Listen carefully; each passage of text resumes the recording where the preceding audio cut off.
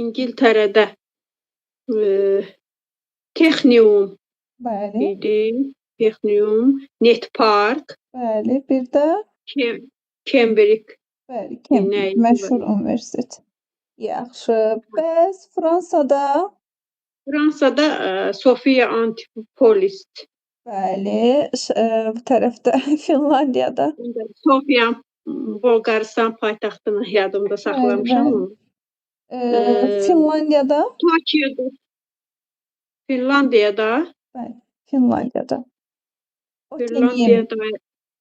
Otenium. Bir də Şərqi Çində idi, yoxsa Koreyada Z-Park. Çində. Yaponiyada? Bir də Yaponiyada Kansai. Kansai elm şəhəri. Əlasınız. Burada məsəl üçün qaldı hərbi sənaye. Bir əvvəlcə hərbdə tətbiq olunub, bir də dərinə inkişaf var idi. Dərinə necə olur müəllimə? İnkişaf. Dərinə inkişaf etmiş ölkələrdə baş verir. Bəli, dərinə inkişaf. Yəni sizə eti ilə bağlı ancaq və ancaq bu düşəcək. Yəni bundan başqa heç nə düşə bilməz. Zaten dərslikdə də bunu əhatə edib. Yaxşı. Şəlalə müəllimə, siz bizə deyin ki, etinin tərkib hissələri var 4 dənə. Bunlar hansılardır?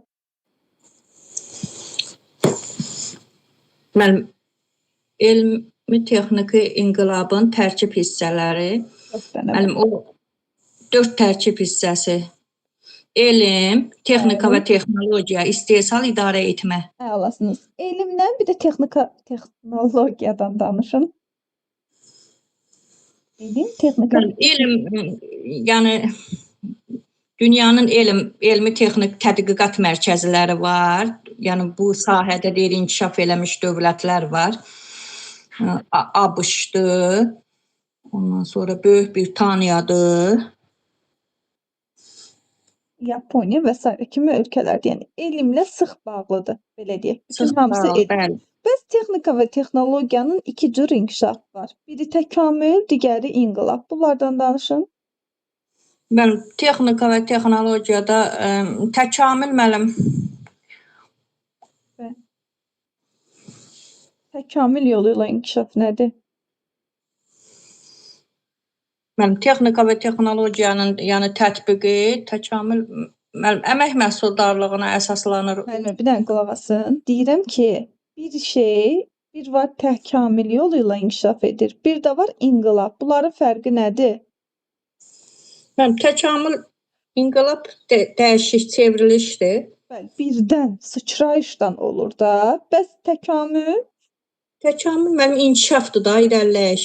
Müəllimə, sadədən mürəkkəbə yavaş-yavaş olur inkişaf. Sadədən mürəkkəbə doğru inkişafdır. Yaxşı. Bu da daha çox təkamül yolu ilə inkişaf etmiş ölkələrdə tətbiq olunur. Çox sağ olun müəllimə. Gülyanaq müəllimə, siz istehsaldan, bir də ki, idarə etmədən danışın.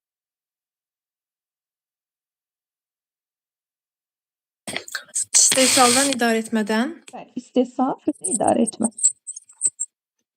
Dəqiqə.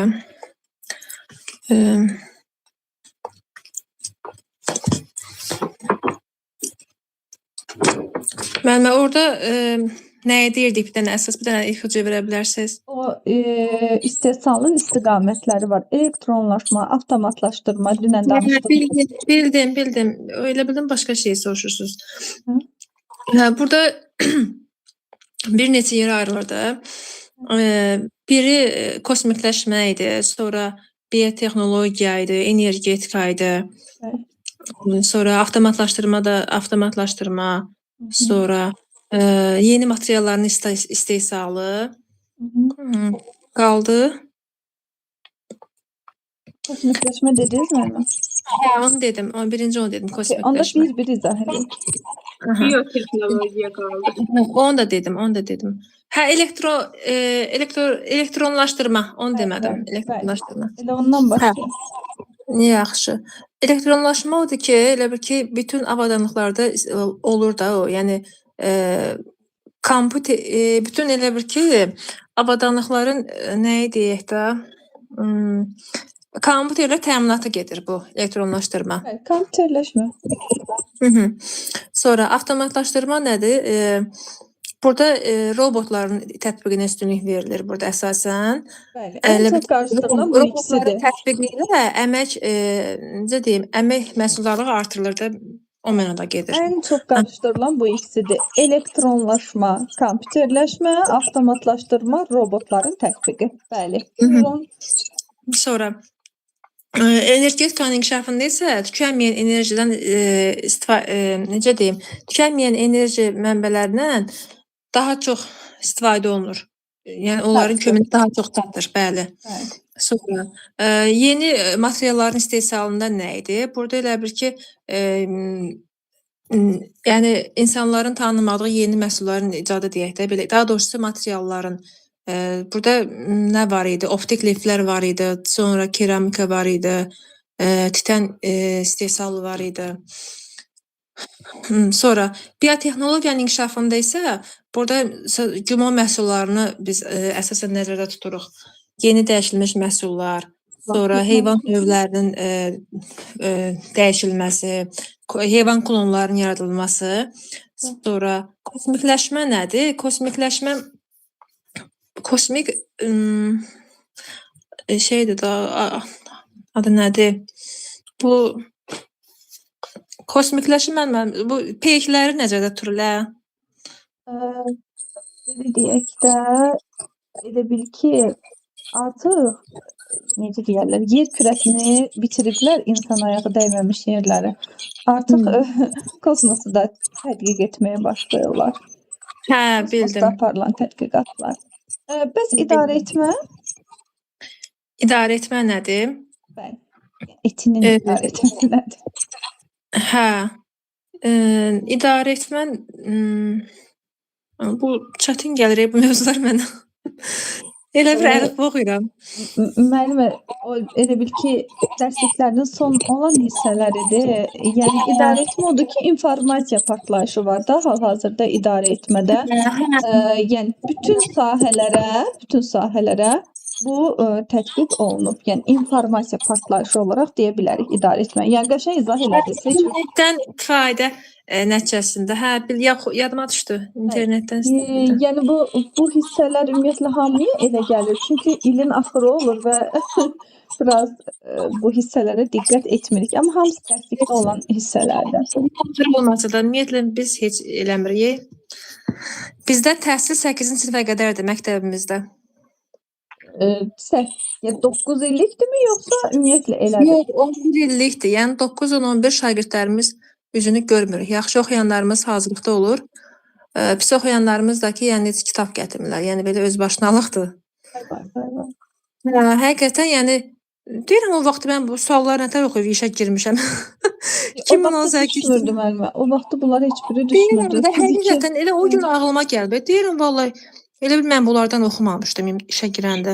Mənim əvvəllər var idi, köhnə dərsliklərdə var bunlar. Yox, müəllimə sualları. Yox, var müəllimə, onu demirik. Elə bir işə qəbulda bu düşmür. Daha fiziki düşür. İşə qəbuldan istifadə eləməmişəm, elə gördüyüm əvvəlki. Həqiqətən, yəni, nə bilim, yəni bərbaddır vəziyyət. Müəllim də psixoloq uşaqlardır. Eynən. 18 sual düşəcək. Ona görə bunları elə mən sizə dedim də, yəni sadəcə əzbərdir bu mövzular. Buna görə yəni bəli. Səadətən bizə sektorlardan danışın. Monokultur, bir də ki polikulturu izah eləyin. Monokultur. Bəli, müəllimə dediniz. Sektorlar, yəni təsərrüfatın sektorları, bir də monokultur. Müəllim yoxdur. Elə bil ki, Bakıya gedib, səhv eləmirəmsə uşağı narahatdır, onu aparıb gedib xəstəxanada yatmışdı. Amin, amin. Qeyd eləmişəm, atacağam ona. Ekran kaydı alıram. Hə. Buyurun müəllim. Demək, təsərrüfatın inkişafı nəticəsində elə bir ki, daha doğrusu necə deyim, təsərrüfatın sahibi quruluşunda aqrar sənaye ölkələri var, sənaye ölkələri var, bir də post sənaye ölkələri var. Bunun nəticəsində dünya ölkələrinin təsərrüfatında post monokultur və bir də nə idi? Polikultur. Polikultur təsərrüfat sahələri formalaşır. Monokultur, yəni təsərrüfatın təkmərkəzli inkişafıdır. Bu əsasən inkişaf etməkdə olan ölkələr üçün xarakterikdir. Demək, monokultur, terminin adı yadımdan çıxır. Monokultur, bir də ki, poli isə inkişaf etmiş ölkələrdə təsərrüfatın çox sahəli inkişafıdır. Tamamilə doğru. Çox sahəli inkişafda. Çox sağ olun. Həyat müəllimə, siz deyin bizə, bilirsiniz nəyi? O polikultur quruluşda, çox mərkəzli quruluşda iqtisadi rayonların tipləri var. Siz yüksək inkişaf etmişdən köhnə sənayenin deyin. Şəlalə müəllimə, aqrardan yeni mənimsəniləni deyəcək. Əsas sualı başa düşmədim müəllim. O çox mərkəzli polisentrik quruluşda ölkələrdə iqtisadi rayonların tipləri var. 4 dənə tip. Yüksək inkişaf etmiş rayonlar. Siz yüksəkdən köhnə sənayenin deyin. Şəlalə müəllimə də aqrardan yeni mənimsəniləni deyəcək. Yüksək inkişaf etmiş rayonlar bu elm tutumlu sahələrin üstünlüyüdür. Buna da aiddir inkişaf etmiş ölkələr. Hansı hissələri? ABŞ-da Kaliforniya məsəl üçün. Sonra belə. New York. Sonra Paris, London, Almaniya. İtaliyanın hansı hissəsi müəlliməciyim? İtaliyanın şimalı. Şimalı olar da. Bəli. Köhnə sənaye rayonları bəs? Köhnə sənaye vaxtilə yüksək inkişaf etmiş, amma sonradan geri qalmış ölkələr. Bəli, indi buraları deyin hansılardır? ABŞ-da Appalaç idi. Sonra Almaniyada, Böyük Britaniyada Qara İngiltərə. Rusiyada da Uralla nə idi? Volqa boyu. Bəli. Almaniyada da Sar. Rusarın sarı. Çox sağ olun. Şəlalə müəllimə, siz aqrarı deyin. Müəllim, aqrar rayonlar, yəni kənd təsərrüfatının üstünlük təşkil etdiyi. Yəni burada müəllim misal olaraq veribdir ki, məsələn, İtaliya dövlətinin cənubu, İspaniyanın mərkəzi, ondan sonra müəllim İtaliyanın cənubu, İspaniyanın mərkəzi, Fransanın qərb hissəsi müəllim, kənd təsərrüfatı sahələrində, yəni burada üstünlük təşkil eləyir də. Yeni mənimsənilən rayonlar. Yeni mənimsənilən ərazilər də, yəni əvvəllər insanlar tərəfindən istifadə olunmayıbdır. Sərt təbii şəraitə, ekstremal şəraitə malik olan ərazilərdir ki, sonradan məsələn Qrenlandiya adasında yaşayış, yəni məskənlər, insan yaşayıb da müəlliməm, Avstraliyanın səhra hissələrində yavaş-yavaş insanlar məskunlaşmağa başlayıblar. Dərinlə inkişaf nədir, enlə inkişaf nədir Şəlalə müəllimə? Dərinlə inkişaf müəllim, adətən inkişaf eləmiş ölkələrdə, yəni dərinlə inkişaf müəllim, məsələn neft qazı çıxardırsa daha çox dərinliyinə. Yox, hər tərəf inkişaf edir, bütün sahələr inkişaf edir, odur dərinlə. Eninə isə hansı ölkələrdə olur? İnkişaf etmiş yox. İnkişaf etməkdə olan ölkələrdir. Mən elə bilirəm müəllim, o məsələn tutaq ki mən kənd təsərrüfatı sahəsini artırıramsa, əkdiyim ərazini genişləndirirəm daha. Elə başa düşürəm. O ayrıdır. Onu kənd təsərrüfatında keçəcək. O intensiv, ekstensivdir, bəli. Bütün ölkənin inkişafı. Elə eninə inkişaf etməkdə olan ölkələr üçün xarakterikdir. Bəli. Çox sağ olun. Gülyanaq müəllimə, siz bizə sənaye sahələrinin yerləşdirilməsindən danışın. 5 dənə sahəni deyin. İstənilən bir 5 dənə sahəni deyin, hara yaxın yerləşdirilir? Qalan 5 dənəsində Səadət müəllimə deyəcək. Diqqətlə dinləyək sizi. Buyurun. Hə, müəllim, orada elə bir ki, əsas nə idi? Xam mala yaxınlıq idi, eləmi? Hı, bəli, bəli. Hə, xam mala yaxınlıq idi. Sonra nəqliyyat qovşağına yaxınlıq idi, səhv eləmirəmsə.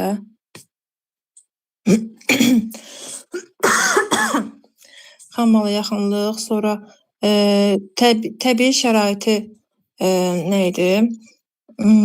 Təbii şəraiti əsas götürülməlidir, yəni Müəllimə, daşınmasına konkret görə. sahə deyin. Konkret sahə deyin. Deyin ki, bu sahə buna yaxın yerləşdirilir. 5 dənə. Konkret sahə. Hə, misal üçün ərzaq sənayesi, meyvə konservi olsun, şərab olsun, nə bilim, balıq olsun. Bunlar xam maldan asılı olduğuna görə onlar daha yaxın yerləşdirilməlidir nəqliyyat qovşağına. Nəqliyyata yox, Sonra xam mala yaxın yerləşdirilməlidir. xam mala da, yəni hə, xam mala, bəli. Sonra nə sonra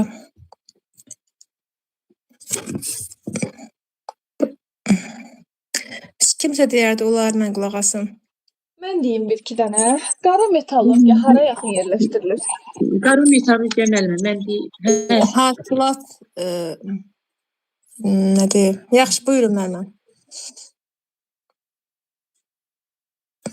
qara metallurgiya sənayesi müəllimə, əsasən həm demək xam mal bazası ağır tonajlı olduğuna görə demək xam mal bazası ilə həm də əlavə metallurgiyada bir də enerji tutumlu olduğuna görə orta məsələn inkişafda olan inkişaf etmiş ölkələrdə sahil mövqeyidədir. Bəli, məsələn Yaponiyada. Bəli, Yaponiyada bir çox məsələn ölkələrdə, amma məsələn Azərbaycanda orta mövqedə, həm enerjiyə, həm də xam mala yaxınlıq, orta mövqedə inşa edilir məsələlər. Bəs alüminium? Alüminiumda da orada da mənim əsasən məsələn 100 ton alüminium almaq üçün 1 ton alüminium almaq üçün 100 ton xam mal lazımdır.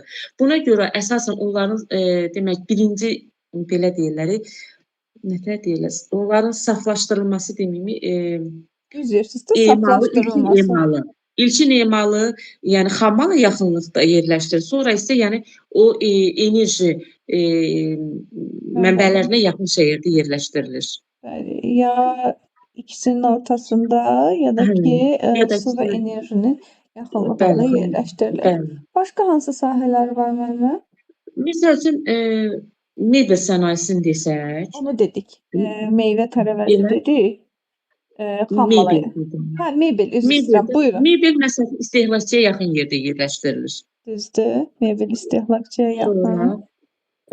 Hələ istehlakçı alandır da elə. Bəli. Bəs meşə müəllimə? Meşə sənayesi, amma yəni xam mala yaxın yerdə yerləşdirilir. Bəli, demək mebel istehlakçıya, amma meşə xam mala yaxın. Bəs çörək? Çörək istehlakçıya yaxın yerdə yerləşdirilir. Niyə müəllimə? Demək olar ki, insan, yəni şəhər mərkəzi, şəhərlərdə və yəni çörək istehsalı, çörək bişirmə zavodları yerləşdirilir. Niyə müəllimə? Çünki istehlakçıya yaxın yerdə yerləşdirilir. İstehlakçı harda? Tez xarab olduğuna yəqin ki. Bəli, əlasınız. Tez xarab olduğuna görə məsəl üçün qənnadı məhsullar, şirniyyatdır da belə deyirik. Düzdür, şirniyyatı edilir ki, istehlakçıya yaxın yerləşdirilir. İstehlakçıya yaxın yerdə yerləşdirilir. Bəs toxuculuq? Toxuculuq əsasən əmək, demək, qadın əməyindən daha çox istifadə olunur orada. Orada birinci toxuculuqda nə idi? O da elə bil ki, şəhər mərkəzlərində daha çox. Qadın əməyinin daha çox olduğu yerlərdə olur o. Doğrudur. Çox sağ olun müəllimə. Həyat müəllimə, siz bizə danışın. Yaranma vaxtına görə sənaye sahələri hansı qruplara bölünür? Yaranma vaxtına görə. Hansı idi müəllim? Ya o yaranma vaxtına. Birinci, ikinci mərhələ. Bəli, mərhələlər. Sənaye sahələrinin coğrafiyasındakı birinci mərhələ, köhnə sənaye sahələri. Düzdür. dəmir filizi, metallurgiya, Bəli. toxuculuq, sonra kömür. İkinci mərhələ yeni sənaye sahələri, maşın qayırma, təyyarə istehsalı, alüminium və kimya sahəsi. Üçüncü mərhələdə yeni dövrdə elmi texniki inqilab dövründə yaranan sahələr. Bəli, bəli. O robot, aerokosmik, nə bilim, mikroelektronika, bəli, bunlar hamısı daxildir. Çox sağ olun. Keçək Şəlalə müəllimə. Şəlalə müəllimə, bizə neftin daşınma istiqamətləri, neft haqqında danışın. Harda çıxarılır, harda var, harda daşınır, neynilir? Müəllim, neft ehtiyatı, yəni deyək ki, İran körfəzi ölkələri müəllim oranı neft kranı adlandırırlar həmişə. Müəllim, Amerika Birləşmiş Ştatlarında faydalı qazıntı ehtiyatlarının hamısı çoxu var, amma ixrac eləmir də.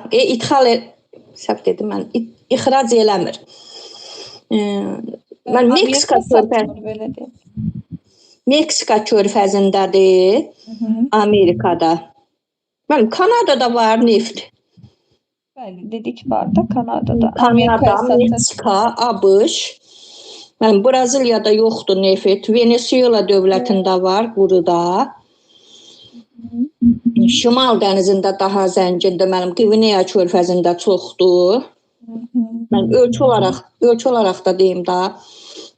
Ölçü olaraq deyim müəllim, yoxsa elə müəllimə, Afrikada hansı yerdədir neft? Mənim Afrikada Qvineya körfəzində. Bir də Mənim Nigeriyada quruda çıxarılır neft. Düzdür. Avstraliyada varmı? Mənim Avstraliyada neft yoxdur, qazı var. Düzdür. Yaponiyada, Çində? Mənim Yaponiya çox vaxt yəni ixal eləyir nefti. Düzdür. Ən böyük ixracçılarından biridir. Mən Çində də azca deyəsən var, yoxsa var, amma satmır. Özü özünə yetir də bir növ. Bəli. Ərəb ölkələrində var. Hə? Bəli, Ərəb ölkələrində var. Avropada hansı ölkədədir? Mən Avropada Şimal dənizində olduğuna Böyük Britaniyadır, Norveçdir. Tamam. Onlar Almaniya çıxarır. Əlasınız. Tamamilə doğru. Bu qədər neft. Aygün müəllimə, Bəli. OPEC-in üzv olduğu ölkələrin siyasi, yəni say var. Neçədir? Sayı 12 idi deyəsən, eləmirəm. Orada sonra biz sayaq.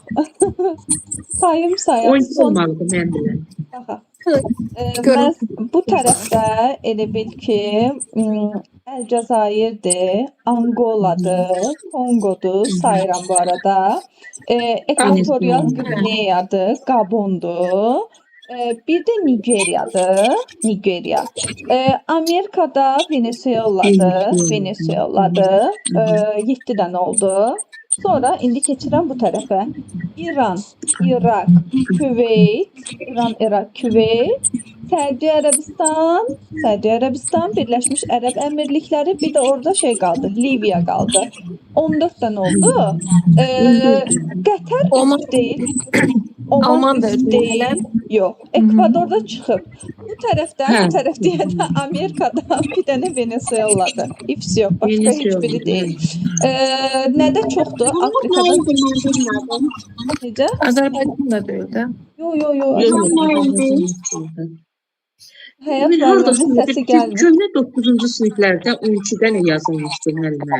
Müəllimə dəyişib. Hə. Dəyişib. Hə, biz özümüz yeniləməmişik. Səsləri bağlayın. Bunun nə oldusa mən bilmədim. Mən bağlayım. Həyat müəllimə üçün ayrıca deyim. Həyat müəllimə. Yox, mən saydıqlarımızı eşitdim. Nə idi bilmədim. OPEC-in üzvləri. 13 dənə oldu. Ekvador elə bir ki çıxıb 14 dənədir. Ekvador çıxıb 13 qalıb. Elə bildim BRICS ölkələri sayırsınız, BRICS Yox, ölkələri. BRICS Ona görə 5 dənədir. Braziliya, Rusiya, Hindistan, Çin, Cənubi Afrika. Bu 5 dənədir. OPEC 13 dənə oldu. 13. Elə bir Ekvador çıxdı, 13 dənə qaldı. Gülyanaq müəllimə, siz bizə bu arada mənzil qərargahı da Viyanadadır, Avstriyanın Viyana, amma İraqda yaradılıb, Bağdadda. Sadəcə o müəyyən problemlər olduğu üçün İraqda mənzil qərargahı köçürülübdü. Ora biraz problemli ölkədir axı ona görə. Gülyanaq müəllimə, siz bizə qazdan danışın, qaz sənayesindən.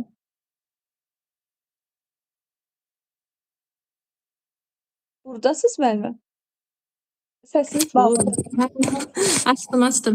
Qaz sənayesi çoxlu neftlə üst-üstə düşür. Həm idxalı, həm ixracı.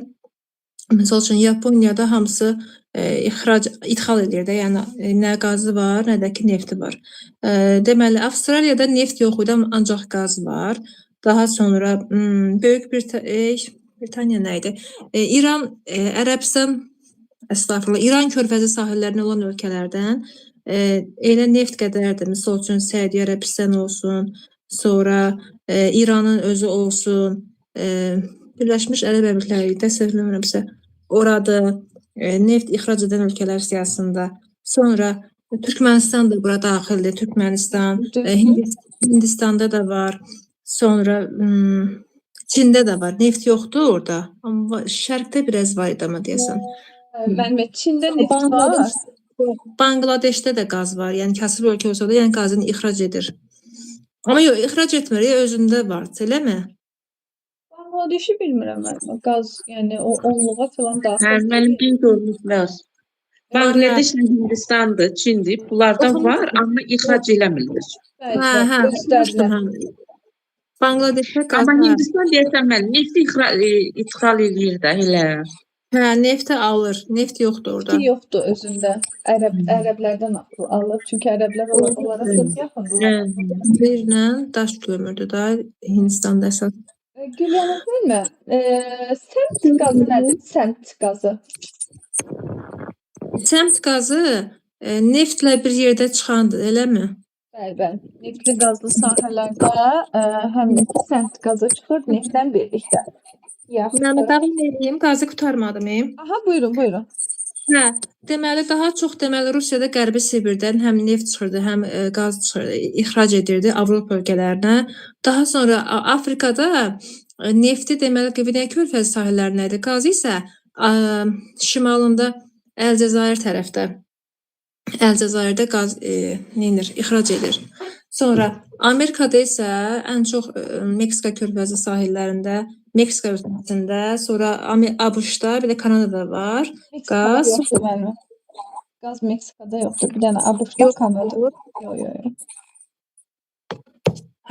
Onda bir dənə ABŞ, Kanada, başqa heç yerdə yoxdur. Eləmi? Braziliyada. Cənubi Amerikada yenə Venezueladaydı. Bir də haradaydı? Cənubi Amerikada, Argentinada. Müəllimə. Bəli. Amerika qitəsində, bir dənə ABŞ-dan Kanadada var. Amerika qitəsində. Başqa heç yerdə yoxdur. Yox, ixracını demirəm. Ümumiyyətlə qazın olduğunu deyirəm. Yox, mən də elə qazı neynirəm ki, orada yəni çox azdır da, belə deyək. Heç bir şəkildə ixrac eləmir. Təsərrüfat əhəmiyyətli hesab olunmur onda. Yəni ancaq özü üçündür də. Azdır, bəli. Heç bu Azərbaycanda kitabda verməyiblər. Müəllimə, Azərbaycanın o qədər qaza ehtiyacı yoxdur. Bizə görə çoxdur. Ümumiyyətlə deyil. Ümumiyyətlə, elə bir ki, Xəzərin sahilində ən çox neft-qaz Azərbaycanda olmalıdır. Düzdür o fikir? Yox, Türkmənistan deyil. Yox. Seçilirdi. Qazaxıstan seçilirdi, bir də Azərbaycan nəyinəsə görə. Birində biri çox idi o. Unutmuşsunuz. Demək, nefti ən çox Xəzərdən çıxaran Qazaxıstandır. İkinci yerdə isə Azərbaycandır. Qazda isə ən çox çıxaran bizik Azərbaycan. Amma ikinci yerdə isə Qazaxıstan durur. Amma Türkmənistanın qaz ehtiyatlarının çoxusu quruda yerləşir. Ona görə Rusya ilk 10-luğa düşür. Hə, bir yadıma düşdü. Deməli, neftdə Qazaxıstan idi, qazda Azərbaycan. Yerləri dəyişikdir. Rusiya, İran, elə bil ki, Rusiya, Türkmənistan, İran eyni gəlirdi sonda. Bildim. Qazı bitirdik, sənd qazını da dedik. İndi keçək Həyat müəllimə. Həyat müəllimə, siz daş kömürü danışın, bir də dəmir filizini. Bu hissəni yaxşı oxuya bilməmişəm. Daş kömür hasilatına görə elə bil ki, Braziliyadır, düz deyirəmsə, Avstraliyadır, sonra ABŞ-dır. Müəllimə, ABŞ Kanada təkcə. Braziliyada kömür var. Yoxdur. Filiz var. Hə, dəmir filizi var. Sonra Çində var idi, Çin idi deyəsən. Sonra Rusiyada var idi deyəsən. Qazaxıstanda, Ukraynada daş kömür. Almaniya, Polşada da var. Hə, Almaniyada var, onu bilirəm, Polşada da var. Yaxşı. Bir də Avstraliya, Car filan bu ərazilərdə də var. Avstraliyada demişdim, Car yadımdan çıxıb. Bəli. İndi keçin dəmir filizinə. Dəmir filizi. Bəli. Dəmir filizi harda idi? Kömür, Cənubi Amerikada ümumiyyətlə yoxdur. Yox. Kitabda elə verilir.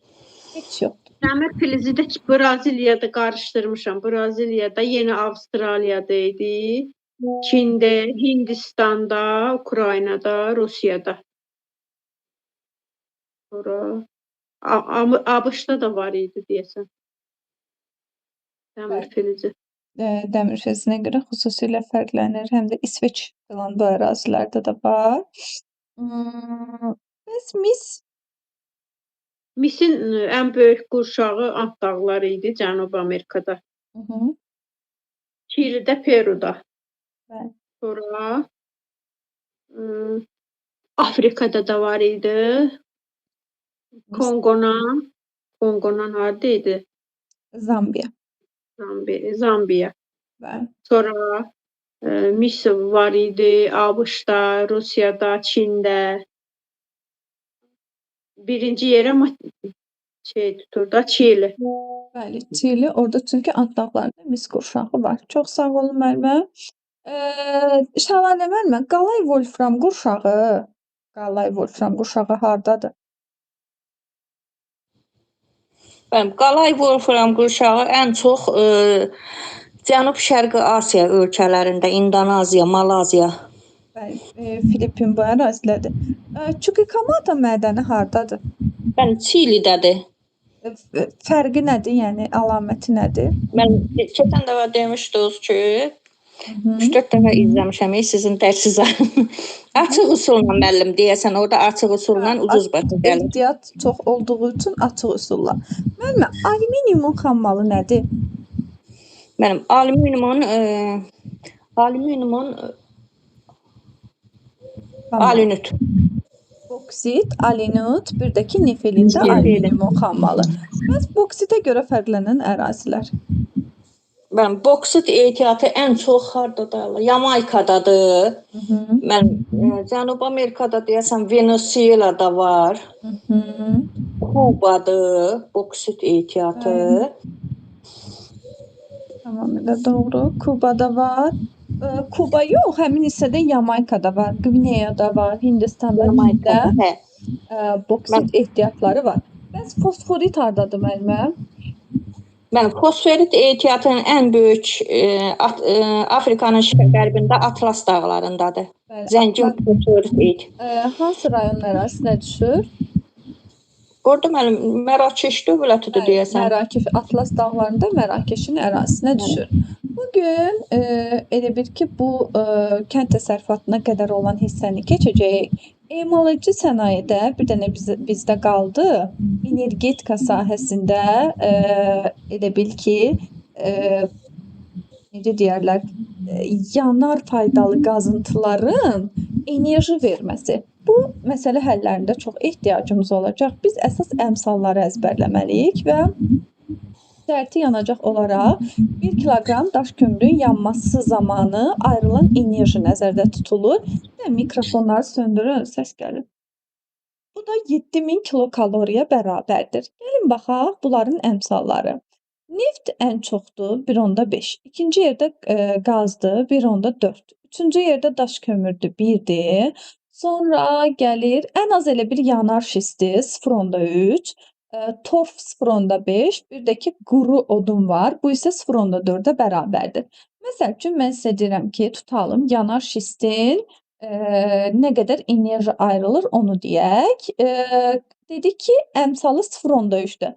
0.3-ü 7000-ə vururuq, o da edir 2100. Yəni bu şəkildə bütün məsələlərin birlikdə işləyəndən sonra sizə daha aydın olacaq. Sadəcə sizdən 7000-i hardan aldınız müəllim? bu dövlət verəndir. Yəni 1 kiloqram elə bil ki, daş kömür. Hamısını 7000-dən hesablayırıq. Bəli, hamısını 7000-ə vurub o ayrılarkən, o yanarkən ayrılan enerjini tapırıq. İndi keçirəm mən elektroenergetikaya birinci. Elektroenergetikanı bilirik də. İES, SES, bir də ki AES-lər, bir də ki alternativdir. İES istilik elektrik stansiyalarıdır. Hardakı neft, qaz bu var. Orada istilik elektrik stansiyaları inkişaf edib.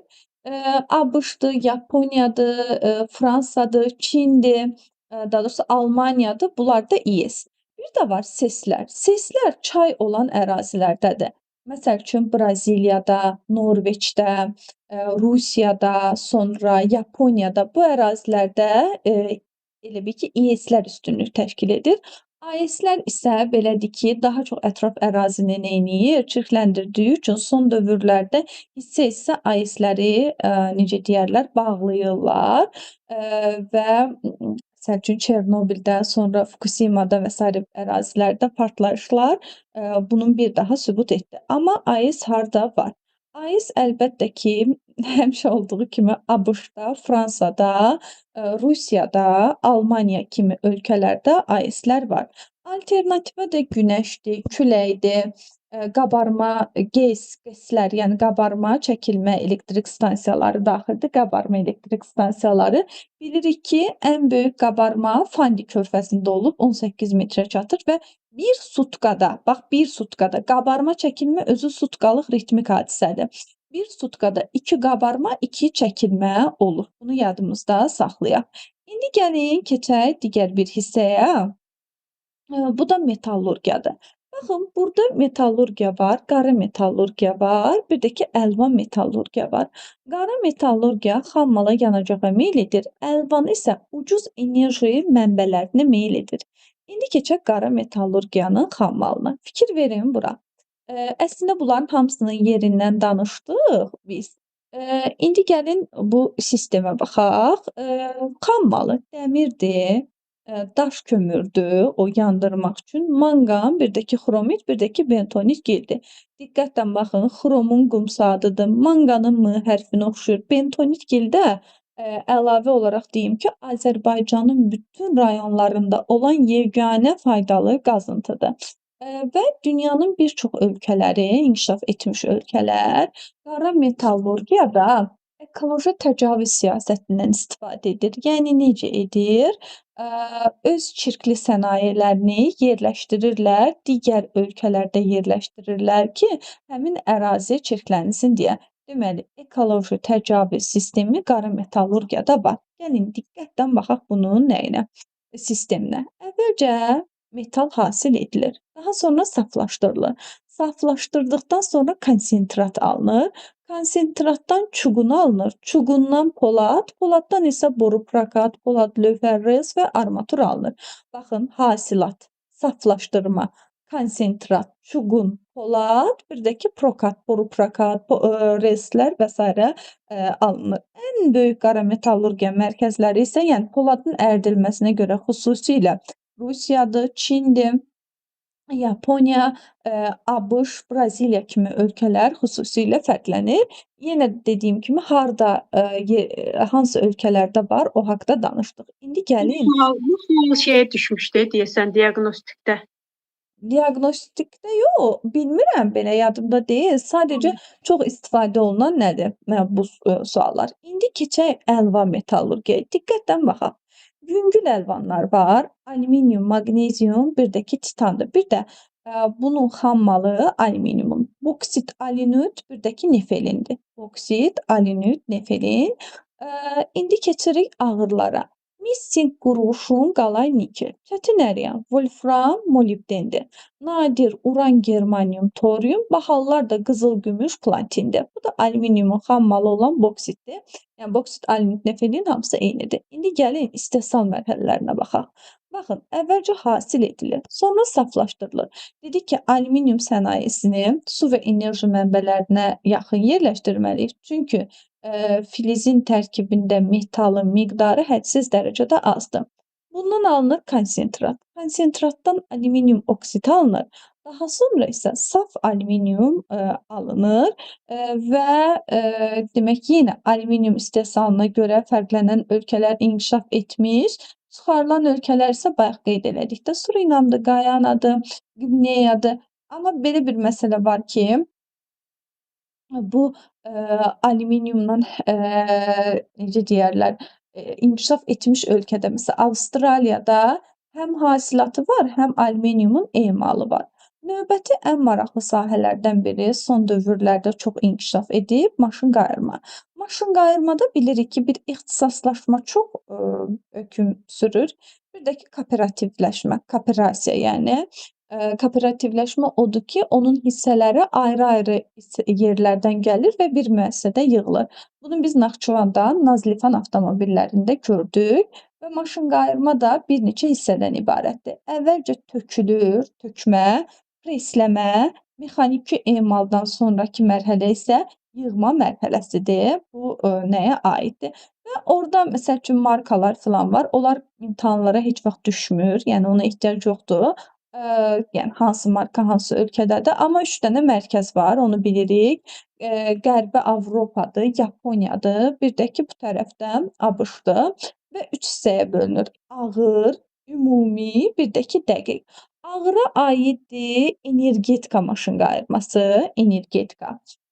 Bir də bilirsiniz nə? Dağ, mədən, yol tikinti, 2-2 olanlar. Ümumiyə nəqliyyatdır, kənd təsərrüfatıdır, dəqiqə də məlum məsələ elektrotexnika, cihaz qayırma. Növbəti sahəmiz kimyadır. Bunları belə əzbər şeir kimi öyrənməliyik. Növbəti kimyadır. Gördüyünüz kimi kimyanın sahələri var. Sadəcə mən indi kimyadan əlavə danışacağam ki, son dövrlərdə kimya sahəsi çox inkişaf edib. Səbəbi odur ki, kimyanın xammal bazası tükənməzdir və çox marağın olmasına səbəbi odur ki, son dövrlərdə bilirsiniz də, əksər faydalı qazıntılar tükənir və kimya sahəsi də elədir ki, elə bil ki, necə deyirlər, hər hansı bir faydalı qazıntı əvəz edicisi ilə əvəz olunur. Buna görə də kimyanın, yəni rolunu belə deyək, əvəzsiz olaraq qiymətləndiririk kimyanın rolunu. Və hissələri baxın, mədəndir, duz, kükürt, fosforit, apatit. Sonra var əsas kimya. Əsas kimya odur ki, yəni o əsas kimyada nə keçirik? Turşular, duzlar, qələvlər, minerallar, gübrələr. Üzvü sintez, plastik kütlə, spirt, polimerlər, süni və sintetik materiallar, məişətə də əczaçılıq, məişət kimyası, ətriyyat. Amma son dövrlərdə kimya sahəsi meşə sahəsi ilə qarşılıqlı təsirdə inkişaf edib və yeni bir sahə yaradıb. Bu da adlanır meşə kimya. Baxın, meşə kimya. İndi fikir verin bura. O şimal meşə qurşağı, cənub meşə qurşağı bu dərs üçün də keçərlidir. Bundan da danışırıq.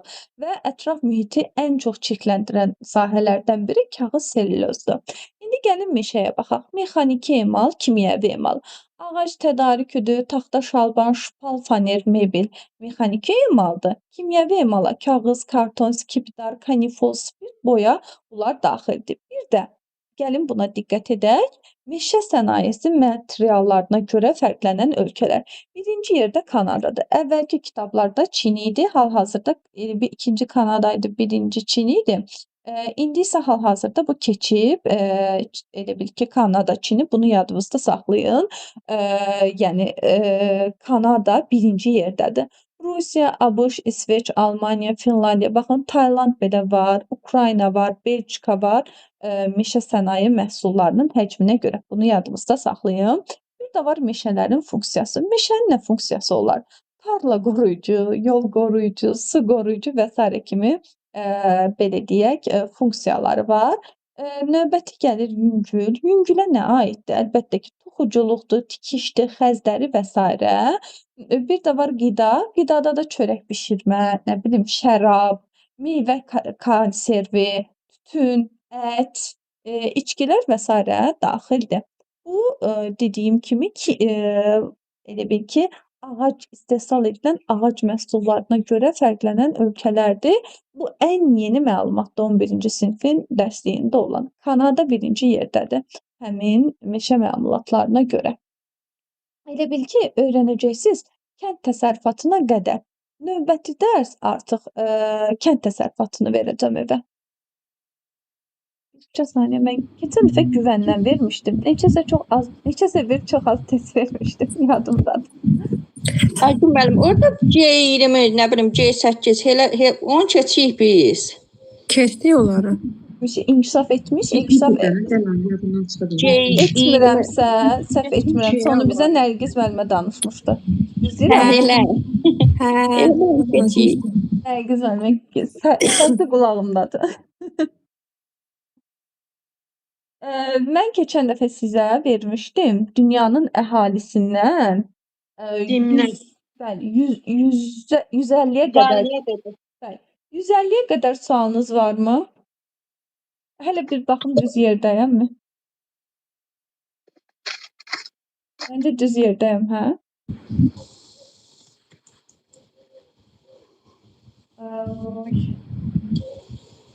Dimdə yoxsa nədə, güvəndə? Dimdən vermişdiniz. Dimdən. Dünya əhalisi. Aha, buyurun. 100-dən, daha doğrusu 50-dən 150-yə qədər sualınızı deyin, zəhmət olmasa. Mənim sualım yoxdur.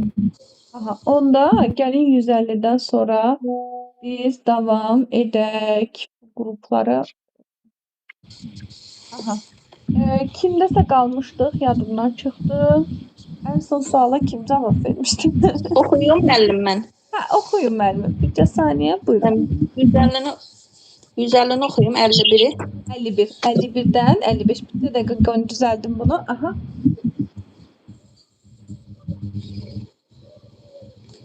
Avrasiya və Şimali Amerikanın şimal hissələrinin zəif mənimsənilməsinin səbəbi. Hidroenerji ehtiyatlarının olmaması, müəllim yox, hidroenerji ehtiyatları, faydalı qazıntıların olmaması, əlverişsiz təbii şərait, müəllim, Avrasiya və Şimal Amerikanın. Əlverişsiz təbii şərait, sərt şərait. Siz də qeyd eləyin səhvlərinizdə. Müəllim, bu dimdir, eləmi? Bəli, bəli. Güvəndir. Dim. Hə. Əhalisinin əsas hissəsi dəniz səviyyəsindən 2000 metr yüksəklikdə yaşadığı ölkələr. Peru, Gürcüstan, Polşa. Mənim Polşa heç. Polşa. Bolivya hardadır?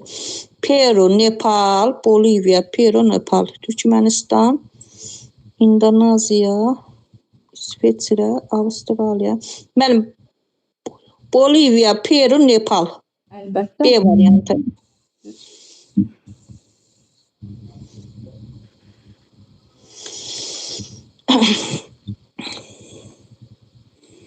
Urbanizasiya prosesi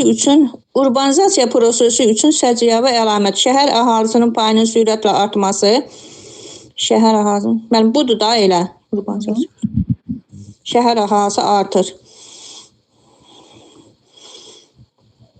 Mənim demoqrafik partlayış müşahidə edilir. Adətən uşaqların sayı çox olan ölkələrdə partlayış müşahidə edilir. İndi burada region veribdir.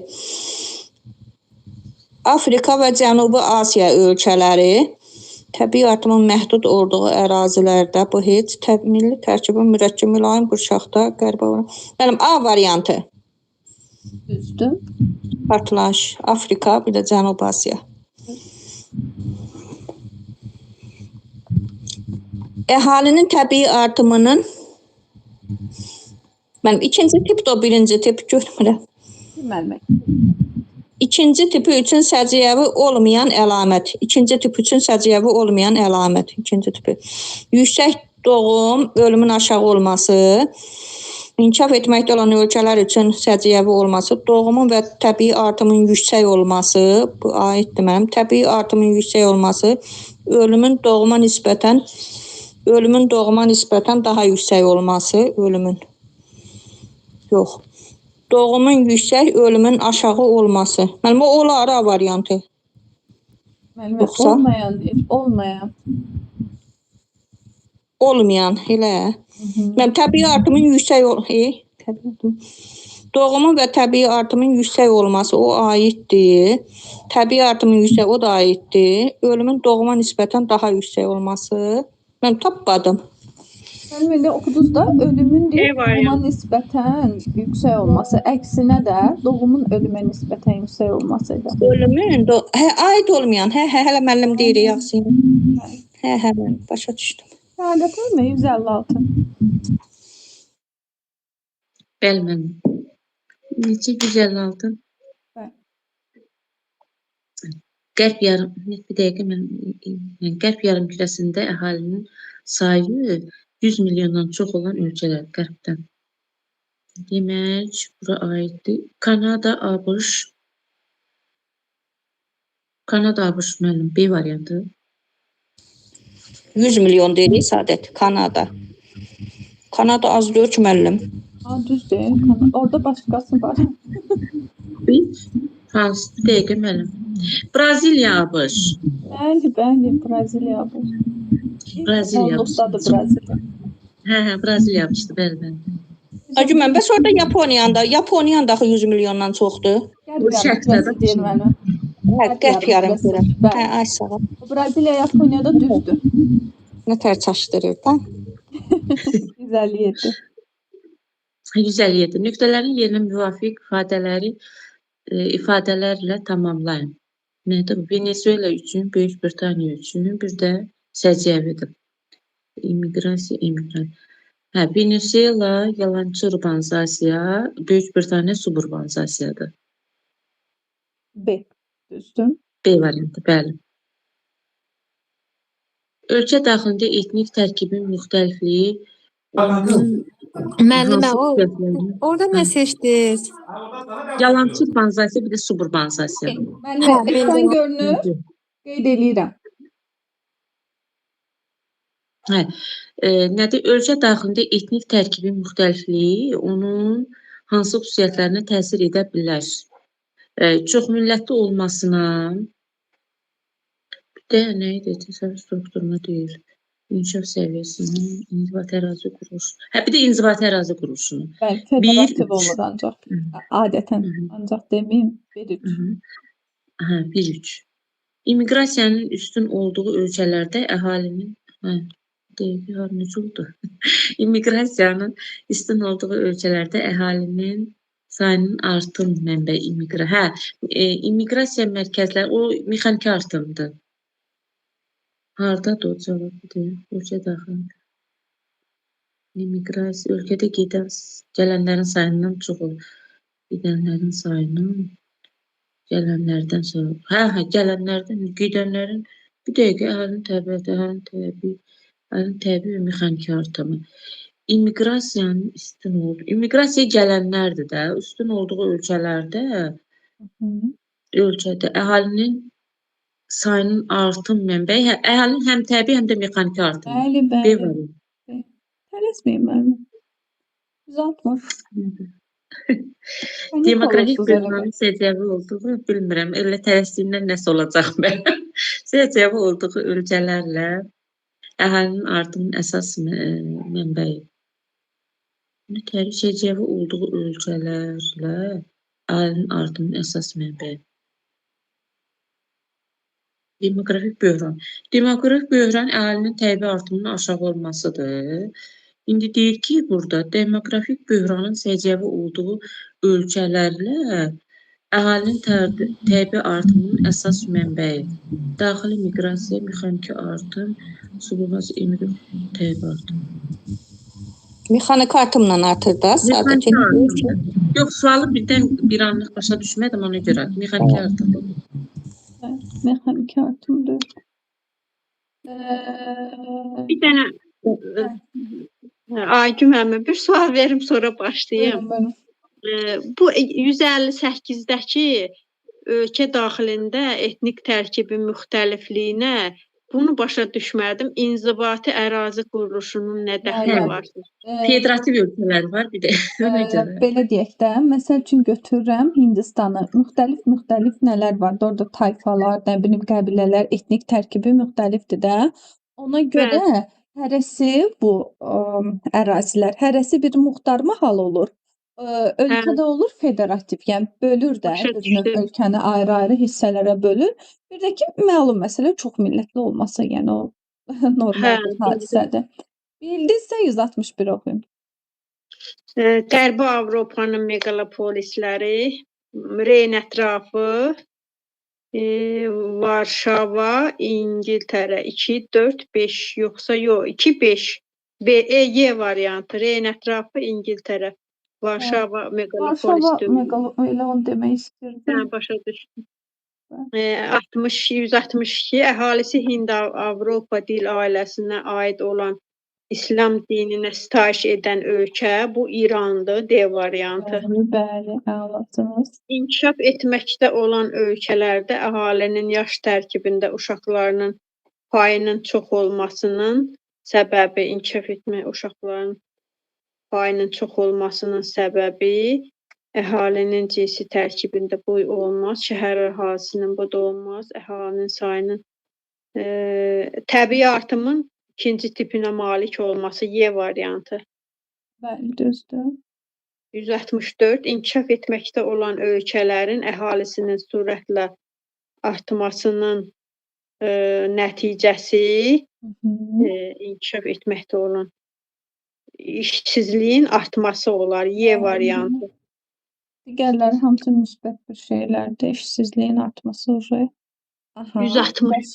Əhalinin yaş qrupu göstərilən qrafiklərdən Mərkəzi və Şərqi Afrika ölkələrinə uyğun gələni müəyyən edin. Bu olar A yox, B yox, C yox, D yox, Y variantı. Bəli. Doğumu Bu tip əgər məsəl üçün bizə deyirsə ki, tam Şərqi Avropa, Şərqi Afrika, Mərkəzi Afrika, baxırsınız, uşaq çox,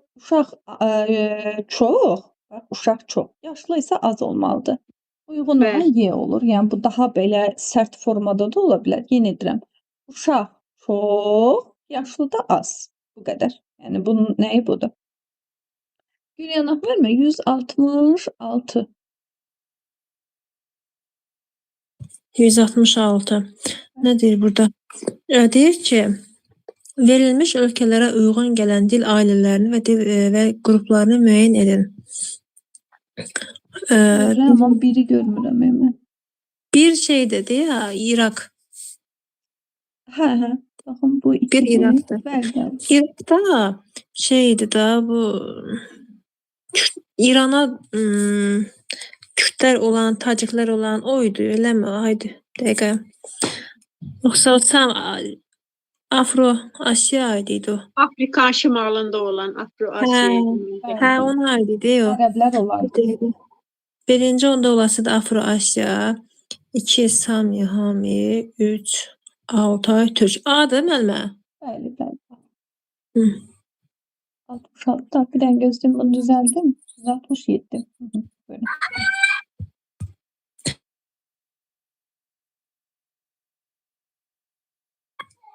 Yəni 167.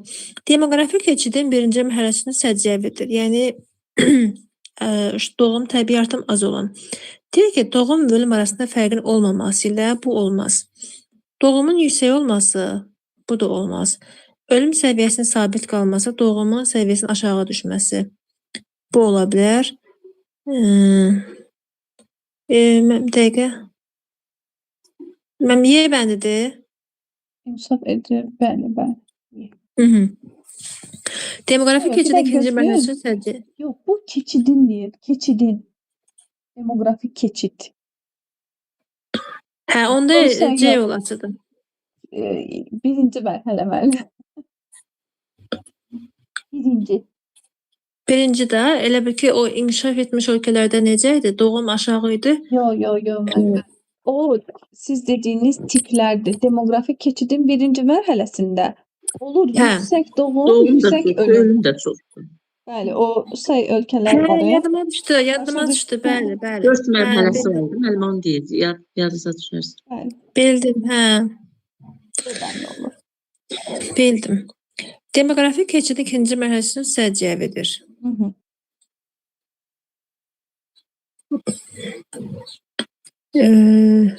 Demoqrafik böhran müəllimə. Müəllimə, Yadımdan çıxmıyor, oralar yox. İkinci, əslində siz danışmışdınız bunu. İkinci mərhələdə doğum Hı. çoxdur, ölüm azdır. O ənənəvi tipə aiddir, demoqrafik partlayışdır. Partlayışdı. Gərək olar təzədən baxam. Bəli, dördüncü mərhələ. Bu elə hamısı da budur.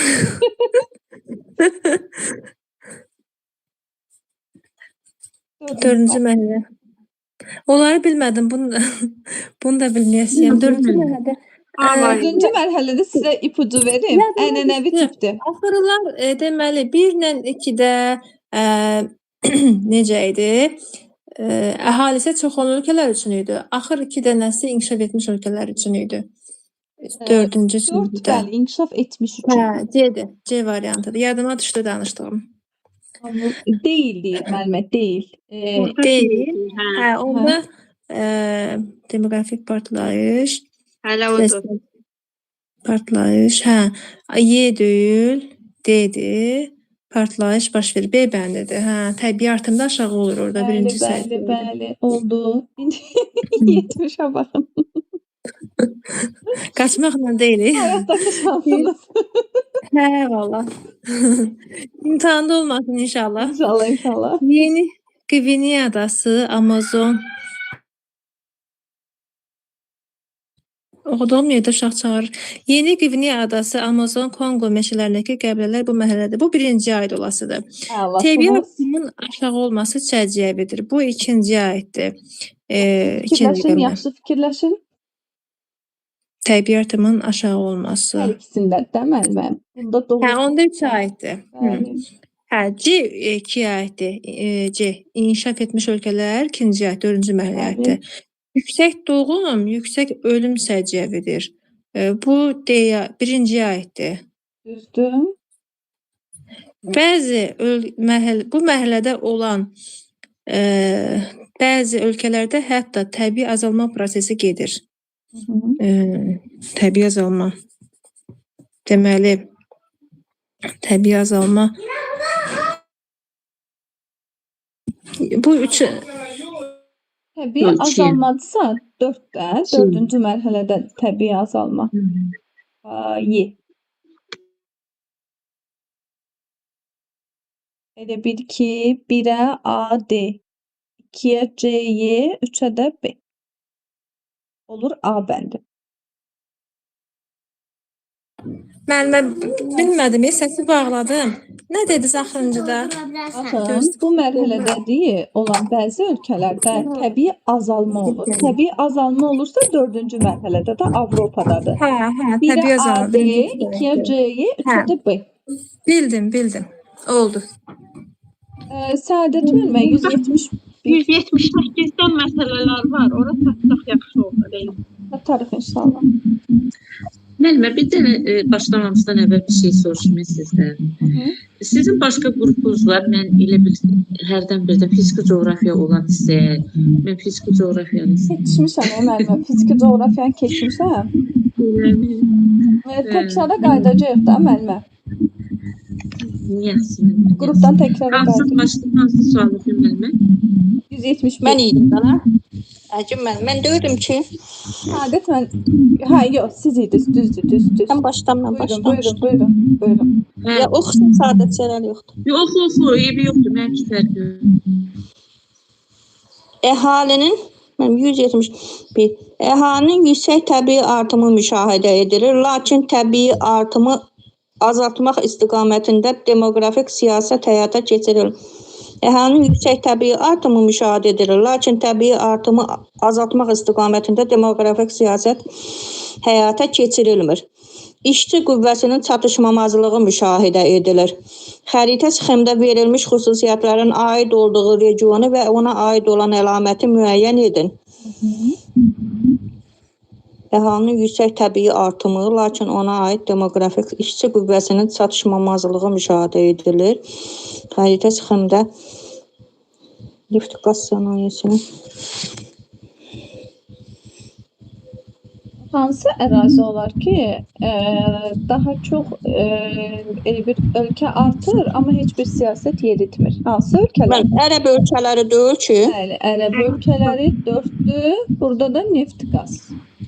qaz sənayesinin inkişafı. 170 Niyə bəs iş çatışmamazlığı niyə deyir ki? Yəni aynən bayından gələnlərə görə Yox, ərəblər işləmir. Müəllimə çox üzr istəyirəm. Burada baxa bilmədim. O sualda qısaca nə deyirdi? Baxın. Bunu keçmişdik də, əslində demişdik dərslərdə. Bəli. Ərəbistan. Yüksək Siyasət təbii müəmməsi artım var, amma heç bir siyasət yürüdülmür. Azal. Dini cəhətdən inançlarına Yəni görə. neçənci ildə aid olduğudur bu?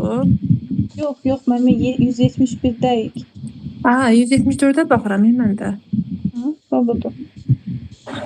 Neft qaz yüksək inkişafı. Hə, bildim. Buyurun müəllimə, 172. Eyler-Venn diaqramına əsasən uyğun bəndləri müəyyən edin. German dil qrupu, bir də Slavyan qrupu. Roman dil qrupuna aid ölkələrlə sərhəddirlər. Roman dil qrupuna aid ölkələrlə sərhəddirlər. Roman. Yəni romanlar hansılardır? İtaliyadır, Romanlar mənim İspaniyadır. Bunlardan hansı İspaniya. Slavyanlar mı, Germanlar mı olar? Mən Germanlar, Yox, hər ikisi olar da müəllimə. Hər ikisi. Slavyan. Hər ikisi sərhəddir. Sonra davam edin. Hər ikisi elə. Bəli. Skandinaviya ölkələri bu qrupa aiddir. Skandinaviya ölkələri mənim aiddir. Norveç, İsveç, German dil qrupuna. Bəli, bu getdi bura. Sonra Qaradəniz sahillərində Qaradəniz sahillərində bu dil qrupuna aid olan ölkələr var. Mənim Slavyan dil qrupudur bu Qaradəniz sahillərində. bəli, sonra Yayıldığı ərazilərdə keçmiş sosialist blokuna daxil olan ölkələr var. Bu da müəllim elə sosialist və bu da Slavyan dil qrupudur. hər ikisindədir. Sosialistlər. Mənim Almaniya. Hər ikisindədir. Sonra Bu dil qrupuna aid olan bəzi ölkələr böyük yeddiliyə daxildir. Burada mənim böyük yeddiliyə Almaniya daxildir daha. bəli. Y, C, A, D. Doğru cavab A bəndi. 172-də A. 173-ə baxın. Tayfa, millət. Neçə? Tayfa, millət, xalq, nəsil. Bunu Həyat müəllimə demişdi bizə o vaxtlar. Tayfa, millət, xalq, nəsil. Əsas bir şeydir. Bəli. Məsələn, A-nı oxuyun. Eyni ərazi. Tarixən eyni ərazidə yaşayan insanların dil, mədəniyyət, əxlaq birliyi. Eyni ərazi. Eyni ərazi mənim millət olar. Xalq. Xalq olar, xalq. Və A. Sonra Eyni yaranma tarixinə, dini təsəvvürlərə, dialektə, adət-ənənələrə malik nəsil birliyi. nəslin birliyi. Nəsil birliyi mən bu Tayfadır da şələ. Çaşdım qaldım. Tayfa nəslin birliyidir. Tayfa. Bəli. Sonra Etnik bəli. etnik mənsubiyyət, ədəbi, milli mədəniyyət və iqtisadi münasibətlərin mövcud olduğu birlikdir. Bu da mənim xalqdır yəqin. Bir ağızcan. Millət ən sondakı. Millətdir. Heç birini bilmədim. Xalqı dedik. Onda da qan qohumluğu. Nəsil. Bəli, bunu əzbərləyin müəllimə. Bunu əzbərləyin. B, C, A, D. B bəndi. 173-də B bəndi. Keçən 174-də. 2005-ci ildə tərtib olunmuş, 2005-ci ildə tərtib olunmuş cins yaş piramidasına əsasən demografik böhranın baş verdiyi illəri müəyyən edin. Mənim demografik böhran, yəni bu piramidada görürük ki, 15-19 yaşında, yəni 2005-ci ildə. Bu adamın 2005'te 15 ve 19 yaşı olur. Bəs bu Bəli, adam nə İli olur? var da gördünüz ki, müəllim. İli var orada. Burada Yox, baxın. 2005 verilib da həyat. Orada mənim 2005-dən çıxarıq o rəqəmləri. İndi 15'i çıxarıq, sonra da 19'u çıxırıq. Bəli. 86, bir də ki 90 olacaq səhv eləmirəmsə. Bu bir də mənə başa salın, nə tərələdir? Çox asandır bu həyat müəllimə. Baxın. Hə, bildim, asasını başa düşmədim. 2005-dən bir dəfə 15'i çıxırsınız, bir dəfə də 19'u. Çünki bu adamın 2005'də 15 yaş olub. Biz baxmalıyıq ki, bu adam nə vaxt doğulub. Hə, başa düşdüm. İkisini də 2005-dən çıxırıq. Bəli, çıxırıq. 175. Şimali və cənub. Hansı variant oldu burada? D. Daş kəsər. D, hə, bildim. Buyurun müəllimə. Şimali və cənubi Amerikada əhalinin yüksəklik qurşaqları üzrə yerləşməsində olan fərqli xüsusiyyətlər.